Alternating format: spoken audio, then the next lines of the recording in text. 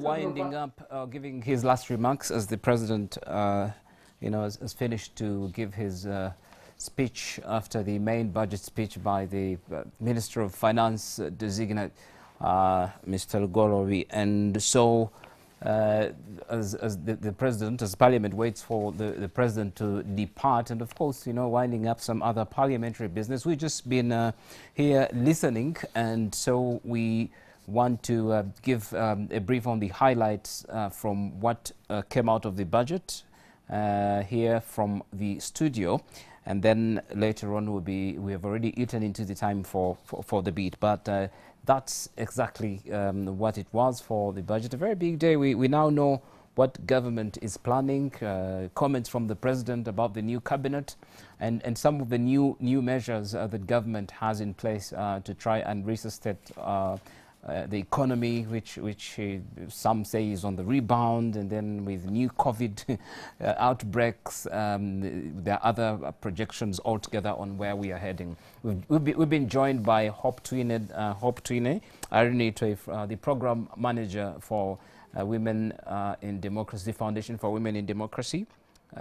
Is that it? The Forum for Women in Democracy. Yeah. You're very welcome, Hope. And I also still have Julius Kapwekwe from the Debt Network, and also from Ernst & Young, Sarah Cheplanget. You're very welcome once again. So we'll be touching highlights from each of us. But then we've had, of course, from the budget before we take around boosting businesses, extending measures, including money into businesses, standard development and enforcement, including market access, maintain infrastructure growth. Money has been put in there, boosting businesses, support recovery of businesses, contain, credit relief. I've had measures like extending restructuring of loans in banks.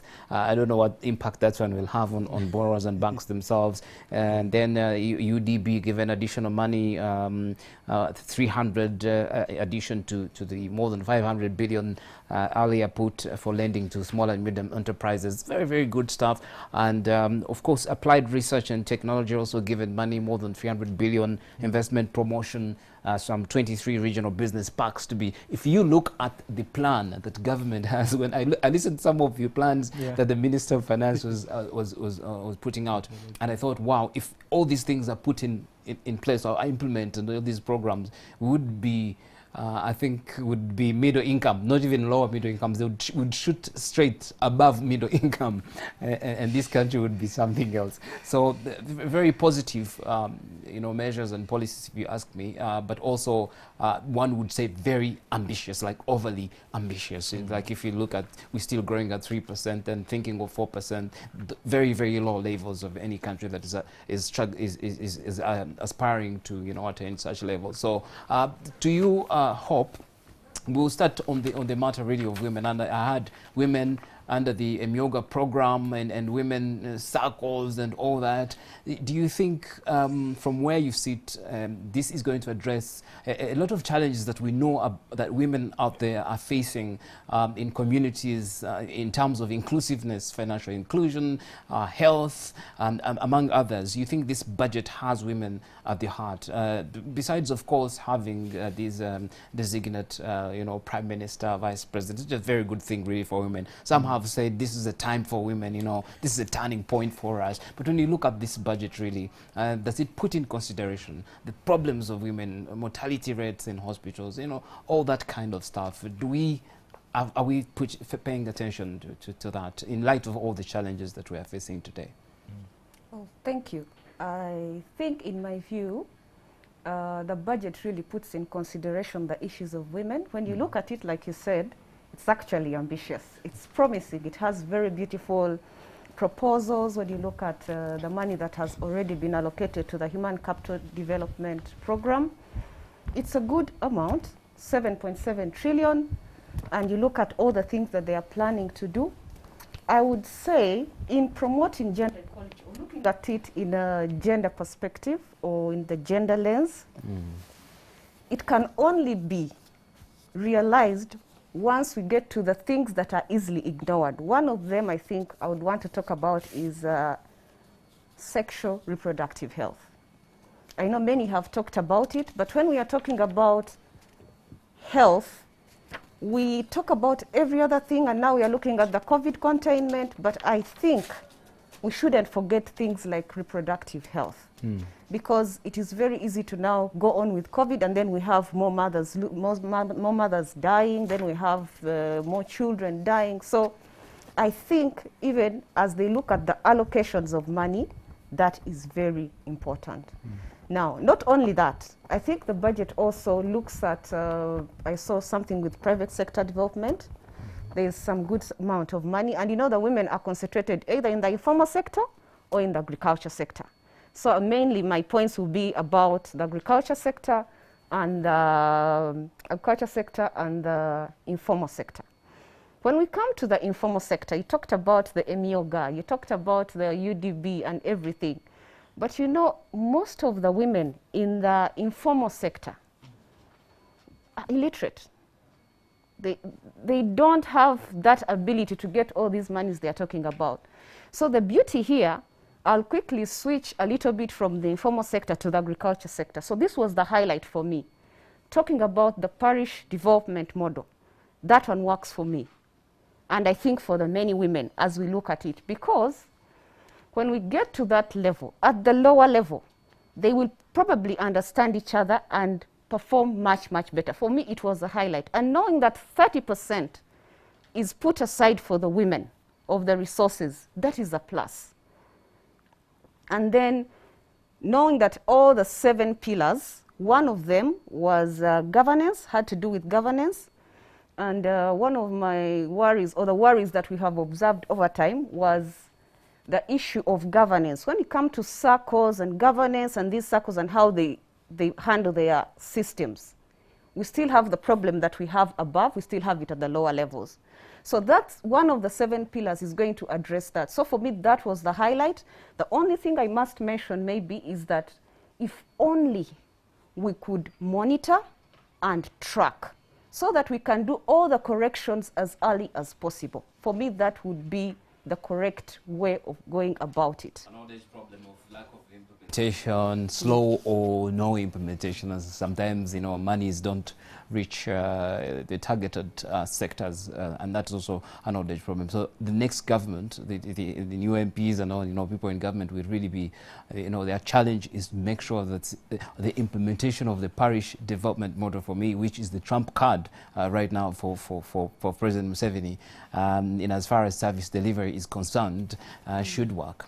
Julius, you've seen a raft of taxes, and the president quashing one of them because of the reaction of China, really, as a government, you know, towards the export of fish more. And you know, there was even a problem at the debate level in Parliament. Some of the MPs did not know what fish more was. They didn't even know whether, you know, it depends on the size of the fish. All they knew was fish more, and boom, they threw a tax on that and said, what, 7%? So that tells you how quick and the problems in the taxation that we have in valuation and all that. So the president, after seeing, you know, this tariff from China, he says he's going to speak to the president of China on that. And I also have an issue on gold.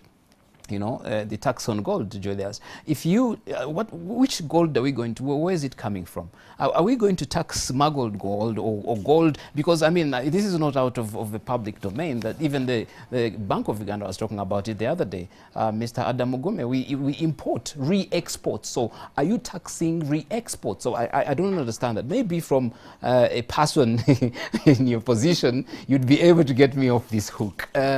So some of these rough tax measures, I need you to give a recap on these measures and see whether we would be able whether they are realistic. Thank you. Thank you very much, moderator.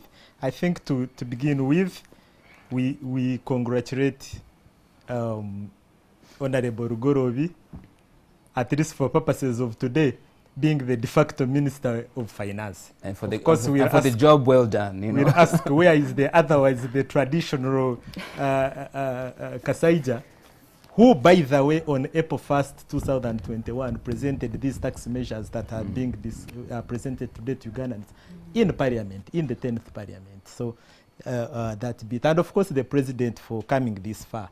And this exercise was also happening across the East African Community states, at least for Tanzania, at least for Kenya.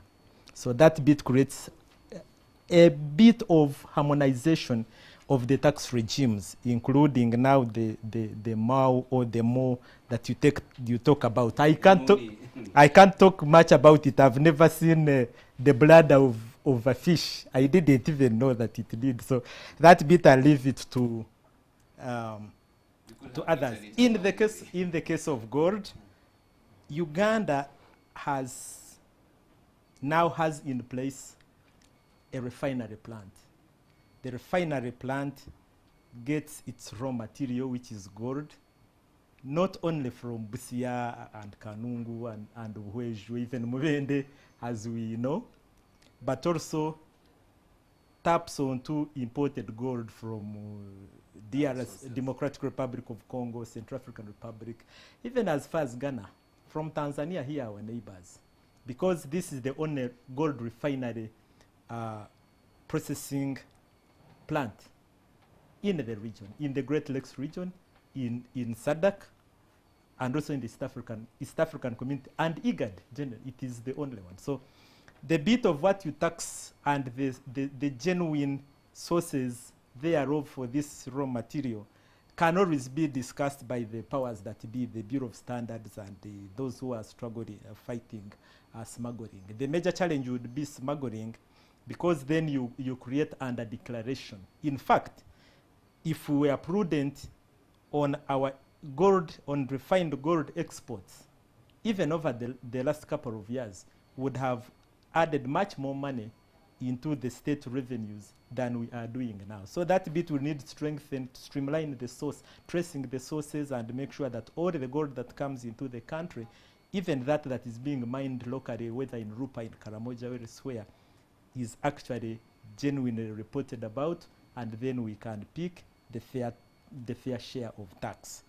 The other bit for me, of course, the president quickly talks about is his famous Buchenya. This Buchenya man, I think for me is a demonstration of inter-trade and even intra-trade. Trade within our country, in other words, to look for markets domestically, but also inter.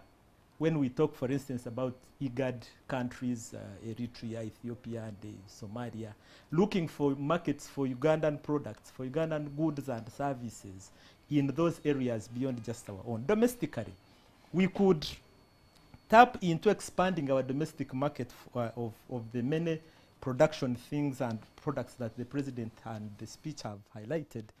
For instance, if we said of the 10.7 million school-going children in Uganda, let us provide them with milk through a government arrangement, you already would be having a huge chunk of a domestic market before you can run with your Yarato and it is just away from Kenya and some of these aspects. But also regionally, we will need to be, now it is time for action. The speeches and all these have been given. So if it is time for action, we need to continue to invite the budget just as it has promised. When you read through the details and the many other related documents, we need to tap more aggressively into regional markets, especially DRC, Democratic Republic of Congo market, Chad, and Central African Republic markets. Those can give us good money into our state coffers. So if you are talking about a railway line from Kampala or from Malaba, for that matter, on Uganda-Kenya border through Soroti, linking up with our juice factory, which we had talked earlier on about, and into Gulu Industrial Park and the logistics hub, then you can take one section through Nimure, Atiak, and those areas into South Sudan. But also you can tap into the Eastern Congo markets. That means the issue of security just in our neighborhood and within, which the president also talks about later on when he talks about the Katumbas,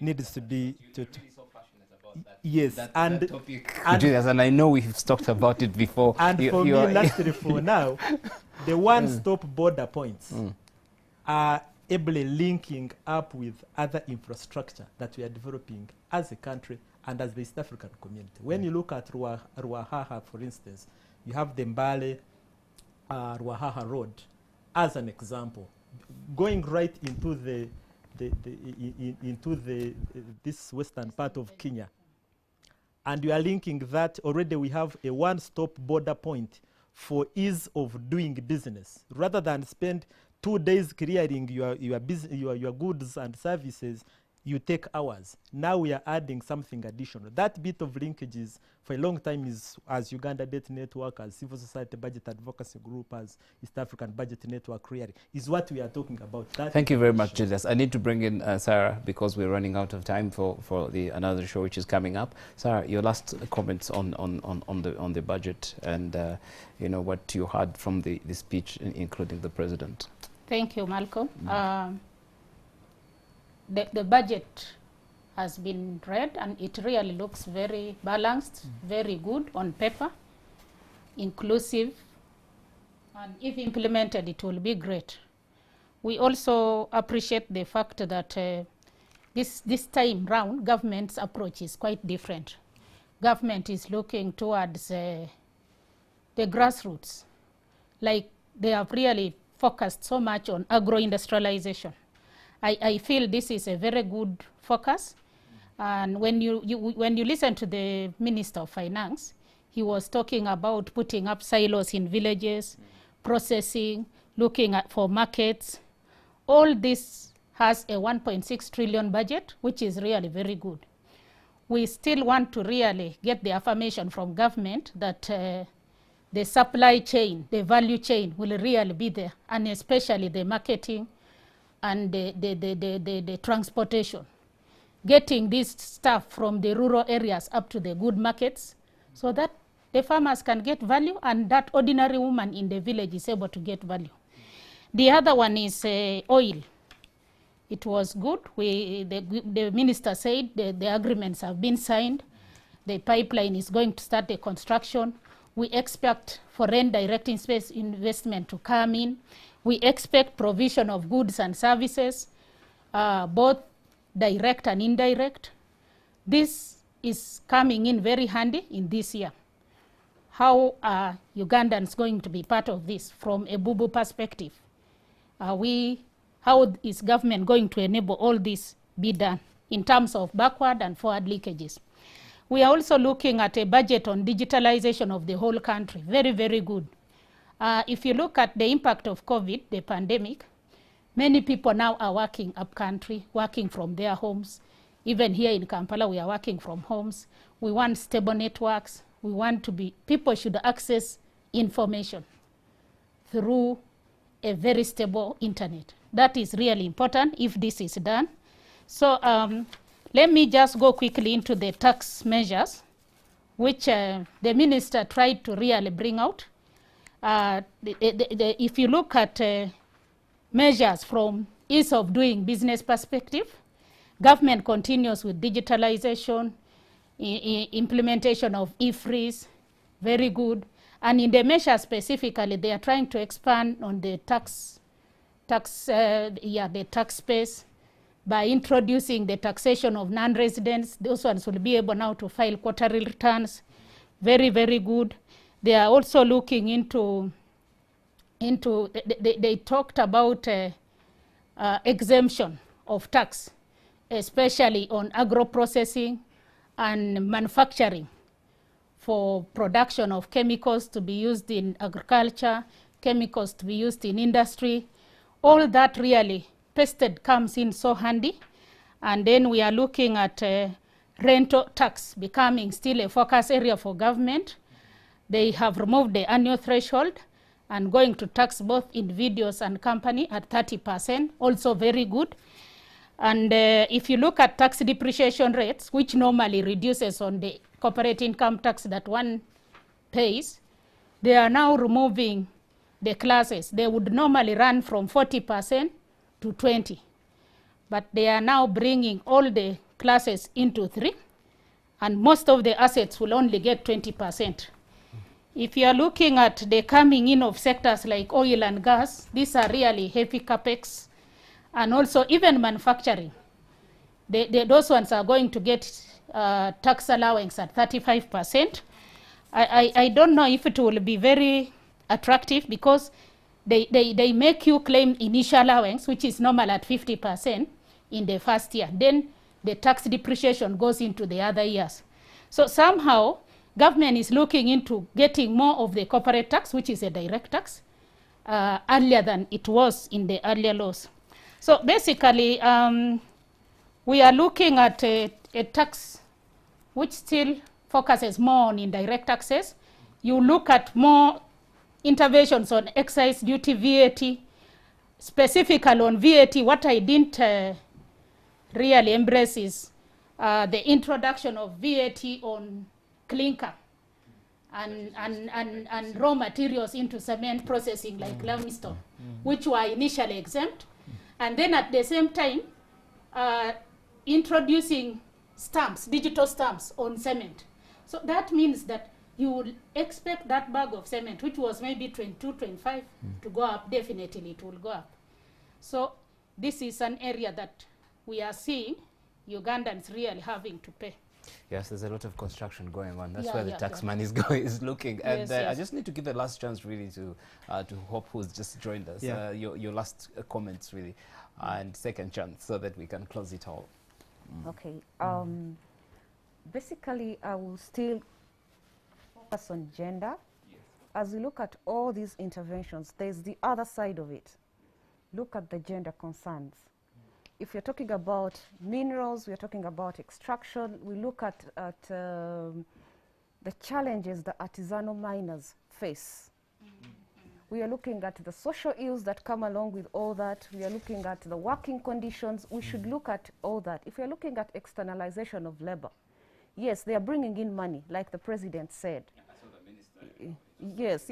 Proudly reading numbers. That Yeah. I'm not proud really of exporting our girls to go and be house girls. I am not.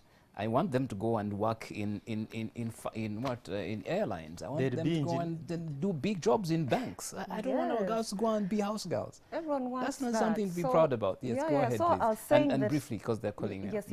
I was saying that they need to also look at the other side of it. Much as the money is coming in, they are getting employment. How are they treated? Who Yes. follows up? How are they Fantastic. tracking? When you look at agriculture, look at the working conditions still in factories, in everywhere.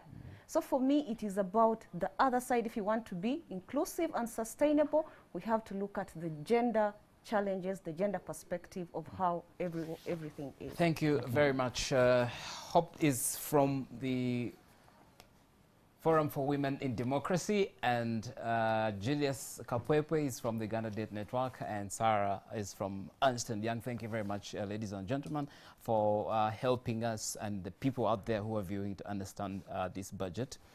We've done our job, but you can find this budget online. It's being shared all over the place. Next up is On the Beat, so please stay with us, and we'll be having bulletins, of course, with stories to explain more on things that you could have missed on in the budget. Enjoy your viewing.